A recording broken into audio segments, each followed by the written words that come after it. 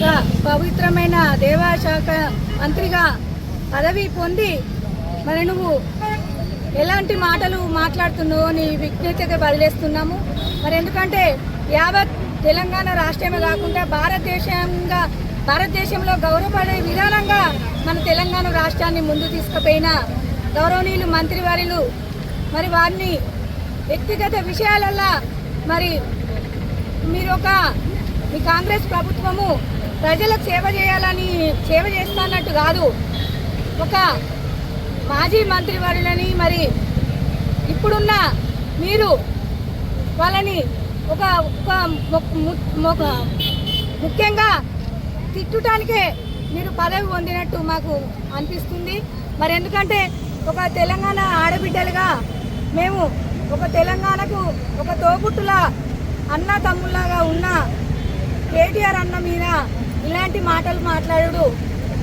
మరి మీరు ఒక సాటి మహిళ గురించి మాట్లాడే ముందు మరి ఒక మహిళ మనసు ఎలా నొచ్చుకుంటా అని కూడా ఆలోచించుకోకుండా మీ సొంత పార్టీ మెప్పు పొందాలని కూడా దృష్టిలో పెట్టుకొని ఇలా మాట్లాడితే సరైనది కాదని మా బీఆర్ఎస్ పార్టీ పక్షాన మేము మహిళలము అడుగుతున్నాము. ఎందుకంటే మీరు ఇట్లాంటి మాటలు మాట్లాడి మరి ప్రభుత్వంలో మరి ఒక మహిళలని అవమానపరిస్తే నేను పెద్ద గొప్ప అనుకుంటున్నాము, కానీ కాదు, అది సరి అయింది కాదు. మీరు ఏదైనా ఉంటే మీరు మీ సొంత అవసరాలకు నువ్వు ఎలానైనా మాట్లాడుకోగాని మా బీఆర్ఎస్ పార్టీని విమర్శించి మా పార్టీకి అండదండలు ఉన్న ఒక తోబుట్టు లాంటి అన్నని ఇట్లా మాట్లాడినందుకు మా బీఆర్ఎస్ పార్టీ పక్షాన అక్క చెల్లెలను ఖండిస్తున్నాము. మరి మీరు ఇలాగనే మాట్లాడుతుంటే మీ రాష్ట్ర ముఖ్యమంత్రులు కూడా మరి రోజుకో రకంగా ఆయన చేసిన 6 హామీలు ఇచ్చి అభివృద్ధి చేస్తాం, మరి సంక్షేమం ముందుకు తీసుకెళ్తలేరు. మరి అవన్నీ పక్కకు పెట్టి ఏమైనా కేసీఆర్